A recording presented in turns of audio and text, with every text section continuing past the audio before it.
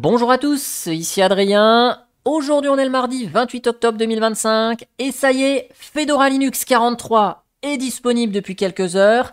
Elle a été reportée d'une semaine par rapport à la date finale initialement prévue, le temps de corriger les derniers bugs bloquants qui concernaient certaines configurations spécifiques. Comme toutes les versions, elle sera supportée pendant 13 mois jusqu'à fin novembre 2026.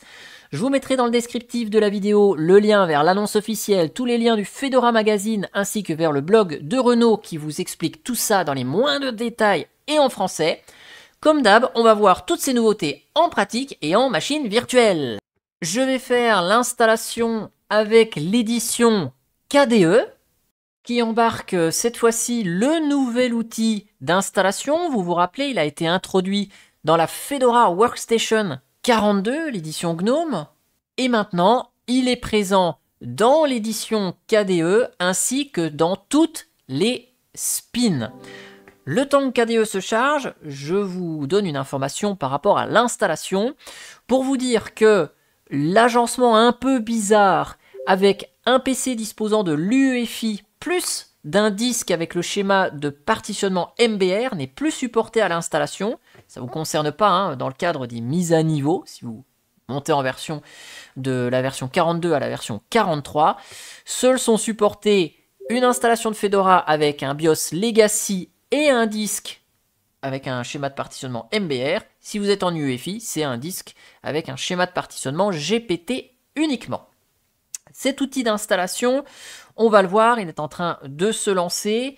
Il va présenter quand même quelques menus supplémentaires par rapport à la Fedora Workstation, notamment ici au niveau de la création d'un compte utilisateur parce que KDE, XFCE, Cinnamon et les autres environnements de bureau n'ont pas l'outil de premier démarrage qui est présent dans GNOME qui vous propose justement la création de cet utilisateur au premier démarrage. Donc forcément, il faut le créer à l'installation. Je me mets en français, je vais sélectionner l'agencement du clavier en français, je fais suivant. Donc, vous voyez ici, date et heure, fuseau horaire, tout ça c'est défini automatiquement à travers le réseau. Je fais suivant. Au niveau de l'installation, vous pouvez changer la destination ici. Si vous avez plusieurs disques, c'est là que vous sélectionnez le bon disque qui vous intéresse. Et ensuite, vous avez plusieurs choix au niveau de l'installation. J'ai laissé la Fedora 43 que j'ai utilisée pour regarder les nouveautés et vous faire la liste des choses à vous dire dans cette vidéo. Comme ça, vous pouvez voir que si jamais vous avez installé une Fedora avec les options par défaut, c'est-à-dire avec le système BTRFS au niveau des partitions, eh bien, il y a un choix qui s'appelle Réinstaller Fedora qui vous permet de remplacer l'installation actuelle de Fedora, donc de faire une nouvelle installation, mais de garder tout ce que vous avez dans votre dossier personnel dans le /home. Vous avez un choix qui permet de partager le disque avec d'autres systèmes d'exploitation, Windows ou d'autres distributions Linux. Vous pouvez utiliser un disque tout entier, c'est ce qu'on va faire dans cette vidéo. Et puis assigner les points de montage, c'est s'il y a déjà des partitions sur votre disque, il y a la possibilité de dire telle partition elle sert pour /, l'autre pour /home. Vous pouvez préparer votre disque et au dernier moment assigner les points de montage avec l'outil d'installation. Je configure ici le stockage, donc partitionnement personnalisé, attribution des points de montage, là vous pourrez choisir ce que vous voulez. Vous pouvez chiffrer les données, c'est à cette étape-là que vous chiffrez le disque pour l'installation. Moi je ne chiffre pas dans cette vidéo. Ici, je crée donc mon utilisateur, c'est l'étape qu'on a en plus avec les spins et l'édition KDE. Par défaut, on n'a qu'un seul compte, c'est celui qu'on crée ici, et le mot de passe nous sert à faire les actions d'administration et d'utiliser la commande sudo pour faire des actions en tant que super utilisateur dans le terminal. Si on souhaite quand même activer le compte route et lui définir un mot de passe, il suffit simplement de cocher la case et de mettre un mot de passe pour route. Là, je laisse les options par défaut. On a un petit récap des options que l'on a sélectionnées pour l'installation. On a une remarque qui nous dit que le système qui était précédemment installé, une Fedora Linux 43, sera supprimé. Je comprends que mon disque va être effacé. Je procède à l'installation et je vous accélère tout ça. Je vous donne rendez-vous une fois que le système est installé.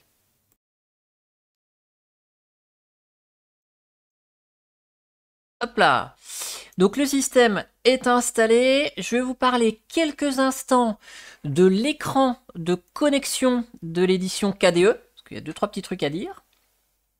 Notamment que, vous allez le voir, on n'a pas la possibilité de sélectionner avec l'édition KDE Plasma si on souhaite lancer une session sur X11 ou sur Wayland. Seul Wayland est supporté. Vous voyez, j'ai pas de champ ici. Si je me mets sur autre, j'ai pas la possibilité de sélectionner la session sur Xorg. C'est du Wayland uniquement. Vous aurez, si vous le souhaitez, la possibilité d'installer le petit paquet qui s'appelle Plasma-Workspace-X11 qui vous offrira le support Wayland. On a au premier démarrage le centre de bienvenue avec une petite explication sur le fonctionnement de KDE Plasma, plus au sein de Fedora, cet écran qui permet d'activer les dépôts tiers avec la saisie de notre mot de passe. Eh bien, ça va activer les dépôts FlatHub, RPM Fusion pour Steam et pour NVIDIA. Voilà. Côté KDE Plasma, si je vous lance le panneau de configuration du système, à la sortie de la Fedora 43, on dispose de la version 6.4.5 de KDE Plasma. Le gel des versions des logiciels ayant été fait avant la sortie de KDE 6.5, eh bien, on a la version 6.4.5. Mais rassurez-vous, la mise à jour vers la version 6.5 arrivera très prochainement pour Fedora 43 et Fedora 42 au passage, d'ici quelques jours. Vu qu'on parle des environnements de bureau, si vous avez Fedora Workstation avec l'édition GNOME, eh bien, on va avoir GNOME 49. Je vous renvoie à la vidéo concernée pour les nouveautés. Et pareil, GNOME 49 n'est disponible qu'avec Wayland, sachant que les paquets qui offraient GNOME sur Xorg ont totalement disparu, le fameux paquet GNOME Classic Session X Session. Mais ça, de toute façon, dans GNOME 50, ce sera plus possible du tout d'avoir X11, donc comme ça, c'est fait pour Fedora 43. Si vous utilisez des spins, donc ces éditions de Fedora avec un autre environnement de bureau, hop, eh bien, vous pouvez utiliser XFCE comme environnement de bureau, disponible en version 4.20.4, ça bouge pas beaucoup chez XFCE.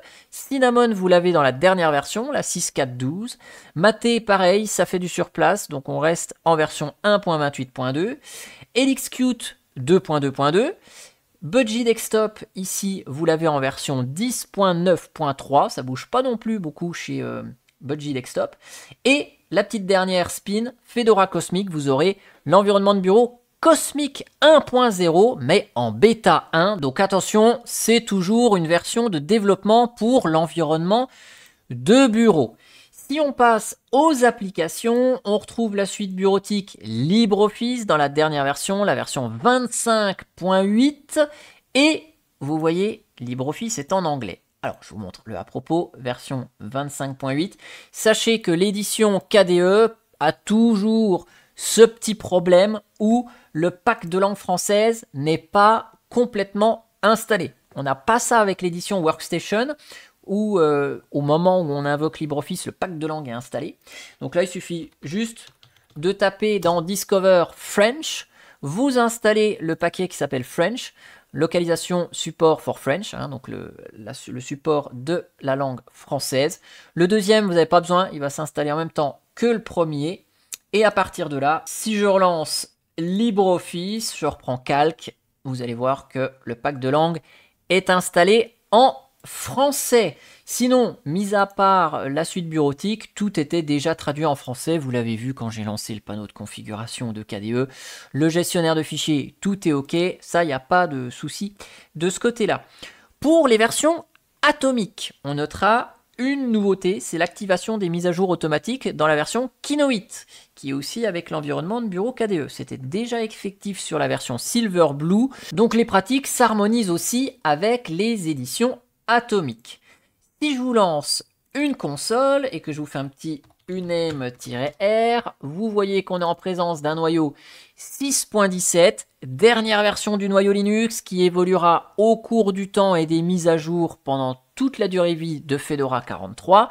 Donc dernière version, le matériel le plus récent supporté, des améliorations de performance, bref, c'est du tout frais.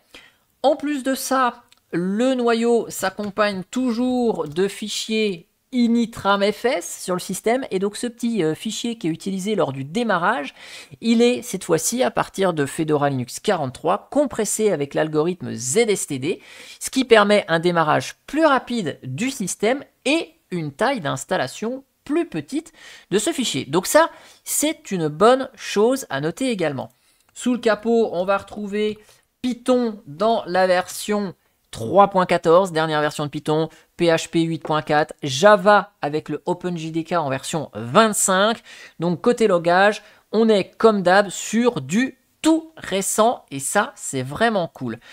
Après, je ne vais pas vous lister toutes les nouveautés techniques puisqu'il y en a un sacré paquet.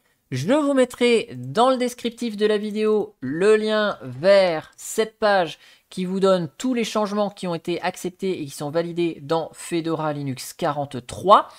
Et puis, je vous mettrai, comme d'hab, le lien du blog de Renaud qui vous fait une synthèse traduite en français et bien dégrossie. Et vu qu'il fait un travail de fou, je vous partage ça, comme d'habitude, son article, parce que j'adore son travail et ça vous donne quelque chose d'accessible en français. Comme je le dis assez souvent, Fedora a atteint un très très bon niveau de maturité. Il n'y a pas de révolution technologique à intégrer. C'est pour ça que depuis un bon moment, il n'y a pas grand chose d'extraordinaire à dire sur ces nouvelles versions de Fedora Linux qui arrivent. Cependant, les composants sont toujours modernes.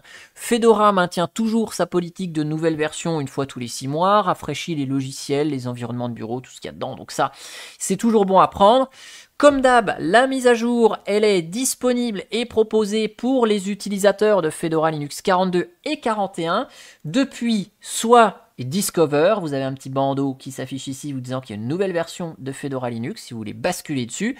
Vous avez la même chose pour GNOME logiciel. Si vous êtes avec un autre environnement de bureau, eh bien vous devez faire la mise à niveau en ligne de commande.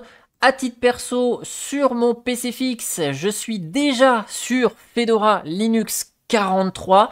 J'ai migré à la mi-octobre sans souci majeur. J'ai fait plusieurs lives, plusieurs grosses parties de City Skylines 2, donc jeu vidéo via Steam Proton. Il n'y a rien à dire, franchement, c'est d'une stabilité exemplaire. Le PC portable, lui, il migrera la semaine prochaine après ma semaine d'astreinte. J'espère que cette vidéo sur les nouveautés de Fedora Linux 43 vous aura plu. N'hésitez pas à vous exprimer dans les commentaires si vous l'avez déjà installé, si vous l'avez testé, ce que vous en pensez. Et moi, je vous dis à bientôt pour une prochaine vidéo. Allez, ciao, ciao, bye bye.